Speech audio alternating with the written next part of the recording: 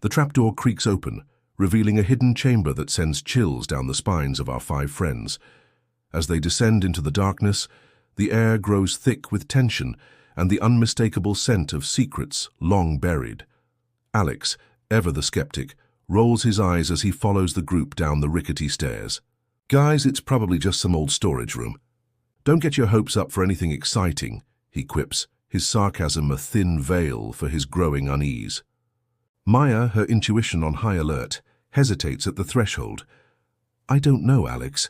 Something feels off about this place," she whispers, her eyes darting nervously around the dimly lit space. Ryan, taking charge as usual, flicks on his flashlight and steps forward.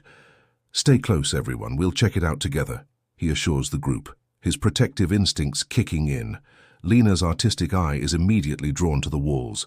"Look at all these photographs," she exclaims, her voice a mix of wonder and trepidation. "They're everywhere." Ethan, trying to lighten the mood, chuckles nervously. "Maybe we stumbled into the world's creepiest photo gallery. Anyone want to buy a print?" As the beam of Ryan's flashlight sweeps across the room, the true nature of their discovery becomes apparent. The walls are covered floor to ceiling with photographs, hundreds, maybe thousands of them. But these aren't family portraits or vacation snapshots.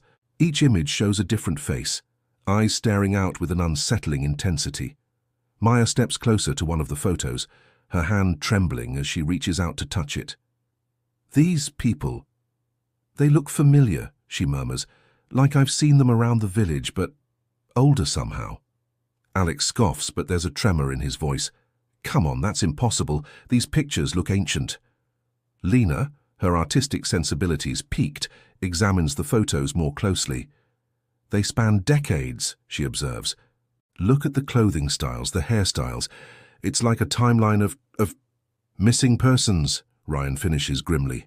"These must be all the people who've disappeared from the village over the years." The realization settles over the group like a heavy fog.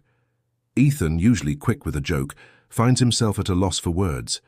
He turns away from the haunting gazes, only to catch a glimpse of movement in a dusty mirror propped against the far wall. "Guys?" he calls out, his voice cracking. "Did you see that?" The others turn to look, but the mirror shows only their own reflections, distorted by grime and age. "See what, Ethan?" Alex asks, irritation masking his growing fear. Ethan shakes his head, trying to clear it. "I thought I saw—" "Never mind, it's nothing." But as they continue to explore the chamber, Ethan can't shake the feeling that he's being watched. Every reflective surface, mirrors, old window panes, even the glass of the photo frames, seems to hold more than just his own image. Faces from the photographs appear and disappear in split-second flashes, their eyes following his every move. Maya senses Ethan's distress. "Are you okay?" she asks gently, placing a comforting hand on his arm. Before Ethan can respond, a loud crash echoes through the chamber. They whirl around to see Lena standing alone by an overturned chair, her face pale with shock. "Where's Alex?" Ryan demands, his flashlight beam cutting through the darkness. "He was right here," Lena stammers. "We were looking at these photos together and then he just vanished."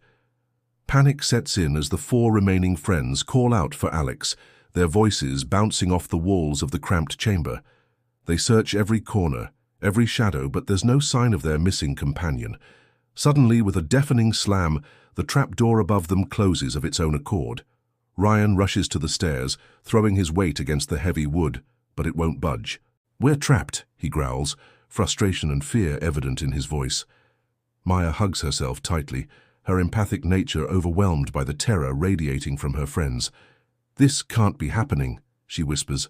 "First Alex disappears, and now we're locked in."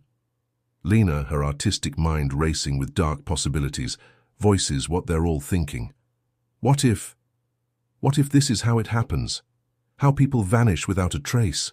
Ethan, his usual humor replaced by raw fear, backs away from the walls of photographs. "No, no, no," he mutters. "This isn't real. It can't be real." But as he turns, seeking escape from the accusing stares of the missing villagers, he catches sight of his own reflection in a cracked mirror. For a heart-stopping moment, his face seems to flicker and change, morphing into one of the haunting visages from the photographs.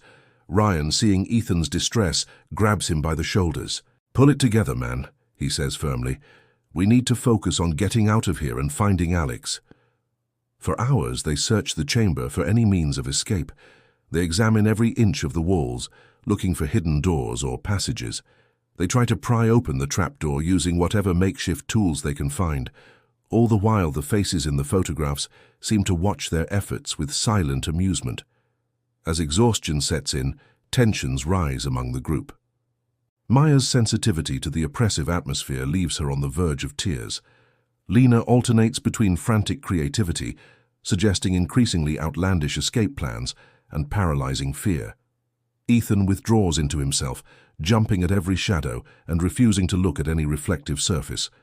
Ryan, struggling to maintain his role as the group's anchor, finally admits defeat. "We need help," he says, his voice hoarse from shouting. "Maybe if we all yell together, someone outside might hear us." They gather their remaining strength and cry out in unison, their voices blending into a desperate chorus. "Help! We're trapped! Can anyone hear us?" To their shock and relief, they hear a response, muffled voices and the sound of footsteps above. The trapdoor shudders and creaks as someone on the other side works to open it. "Down here!" Ryan shouts. "We're down here!" With a groan of protesting wood, the trapdoor finally swings open. Blinking in the sudden influx of light, the four friends look up to see concerned faces peering down at them. "Are you all right?" a villager asks as they help the group climb out of the chamber. "Our friend," Maya gasps. "Alex! He's still down there. We have to go back for him." But when they turn to descend once more into the hidden room, they're met with a sight that stops them cold. The chamber is empty, not just of Alex, but of everything. The photographs that covered the walls have vanished without a trace, leaving behind nothing but bare stone. Confused and shaken, they stumble out of the building into the fading daylight. As they try to explain their ordeal to the gathering crowd of villagers, Ethan catches sight of his reflection in a nearby shop window. His blood runs cold as he realizes that where 5 friends once stood, only 4 cast a reflection. The implications of what they've experienced begin to sink in, leaving them with more questions than answers. What happened to Alex? What is the true nature of the hidden chamber and its vanishing photographs? And most chillingly, what does it mean for a person to lose their reflection?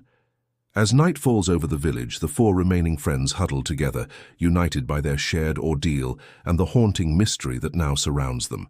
They know that their adventure in the hidden room is far from over. It's only the beginning of a much darker and more dangerous journey into the heart of the village's secrets.